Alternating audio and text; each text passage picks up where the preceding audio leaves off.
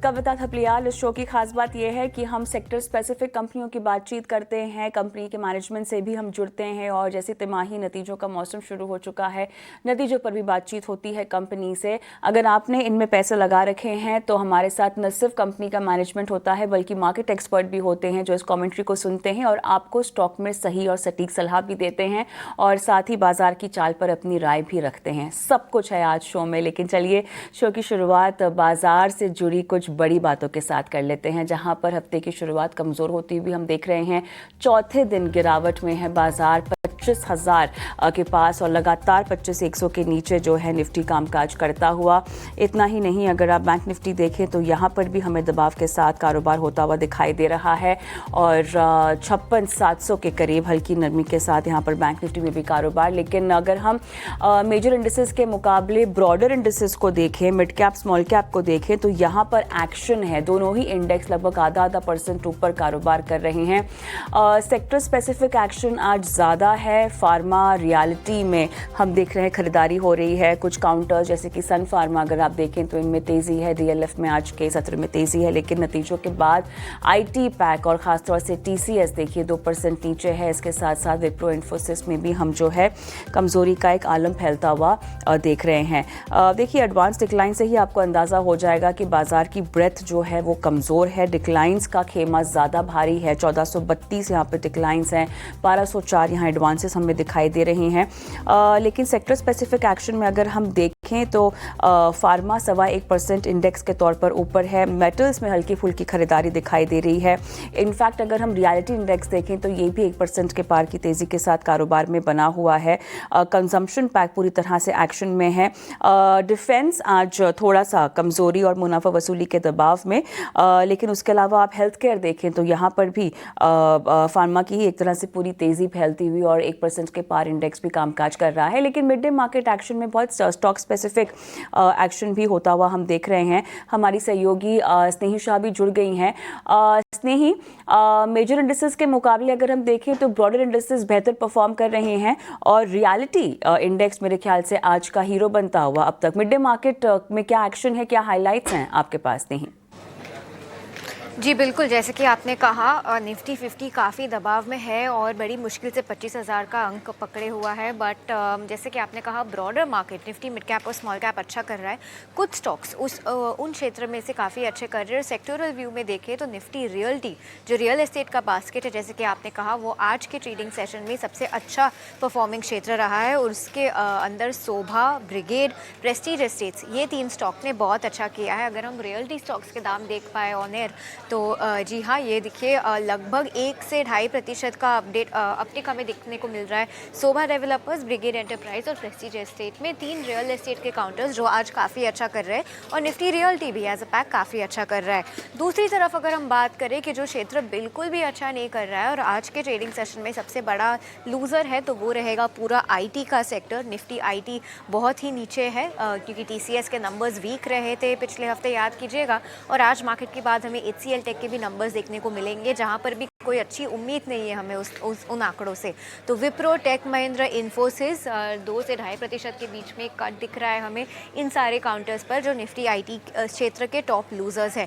अब ज़्यादा वॉल्यूम वाले शेयर कौन से हैं जहां हमें वॉल्यूम एक्शन देखने को मिला है? कैस्ट्रॉल इंडिया 4,000 करोड़ लगभग का उन्हें एक टैक्स रिलीफ मिला है उनको महाराष्ट्र सेल्स टैक्स के अगेंस्ट, तो लगभग 2.5% अपटिक वहाँ पर। ओला इलेक्ट्रिक, उनके आंकड़ों के बाद Q1 के अंकों के बाद मैनेजमेंट कमेंट्री अच्छी सुनने को मिली है और सिक्वेंशियल बेसिस पर, क्वार्टर बेसिस पर उनका लॉस भी कम हुआ है और हमें कई ब्लॉक डील्स देखने को मिले ओला इलेक्ट्रिक में, तो 15% से ऊपर का अपटिक हम यहाँ पर देख रहे हैं। पिरामल एंटरप्राइज भी आज काफ़ी अच्छा कर रहा है, लगभग 6% अपटिक यहाँ पर भी। दूसरी तरफ बात करते हैं कुछ स्टॉक्स जो आज बिल्कुल भी अच्छा नहीं कर रहे हैं और उस ग्रुप के बारे में बात करते हैं, वो है डिफेंस स्टॉक्स। और डिफेंस के अंदर भी एक पर्टिकुलर सेक्टर जो कि शिप बिल्डिंग स्टॉक्स है, गार्डन रीच, कोचिन शिपयार्ड, मैस्कॉटॉक, ये स्टॉक्स में हमें कट देखने को मिल रहे हैं। तो ये था 1 बजे का मार्केट एक्शन। काफ़ी मिक्स ट्रेड देखने को मिल रहा है हमें, बट स्टॉक स्पेसिफिक एक्शन है आज का सेटअप। ऑलराइट, यहाँ पर स्नेही आपने तमाम मिड डे मार्केट एक्शन की हाइलाइट्स बताई, बहुत बहुत धन्यवाद आपका। चलिए शो को आगे बढ़ाते हैं और आज हमारा फोकस दरअसल केमिकल सेक्टर पर रहने वाला है। इसीलिए हम आपको बता रहे हैं कि ये फोकस केमिकल सेक्टर में होगा, क्योंकि दिग्गज केमिकल कंपनी BASF ने इस साल के लिए कमाई का अनुमान घटा दिया है। अब इससे जो भारतीय केमिकल कंपनियां हैं उन पर आखिर किस तरह का असर होगा। तमाम काउंटर्स भी आप देख सकते हैं, फिलहाल अभी दबाव में दिखाई दे रहे हैं आरती इंडस्ट्रीज़ को अगर छोड़ दें, लेकिन क्या क्या फैक्टर्स यहां पर दबाव के पीछे बताए गए हैं कंपनी के द्वारा। हमारे सहयोगी वरुण पूरी डिटेल्स लेकर मौजूद है हमारे साथ। वरुण, बताइए क्या क्या कंसर्न्स यहाँ जताए जा रहे हैं। अब इसका इम्पैक्ट भी हम पड़ता हुआ देख रहे हैं तमाम काउंटर्स पे, लेकिन क्या हाईलाइट्स हैं आपके पास?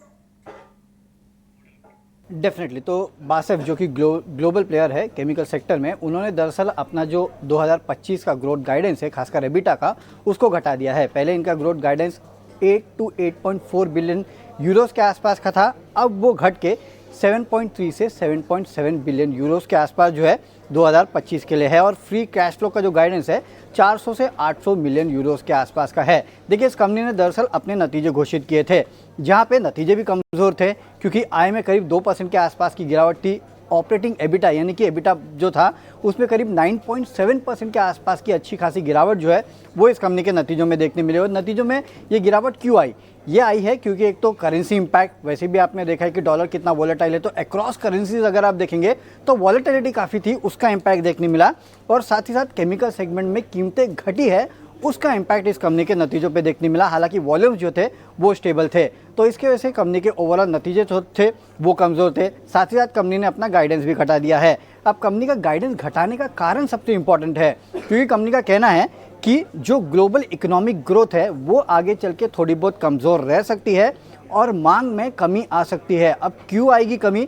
उसका सबसे बड़ा कारण यह है कि यूएस में जो टैरिफ का, यूएस जो सबके ऊपर टैरिफ लगा रहा है और जिस तरह से ग्लोबली टैरिफ वॉर चल रहा है, उसका बड़ा इम्पैक्ट जो है आगे चल के मांग पे होगा और ग्लोबल इकोनॉमी पे होगा। हालांकि इन्होंने पहले भी ये कहा था, लेकिन अब इन्होंने साफ साफ कर दिया है कि 2025 में मार्केट डिमांड जो है केमिकल प्रोडक्ट्स के लिए वो अनुमान से कम रहने वाली है।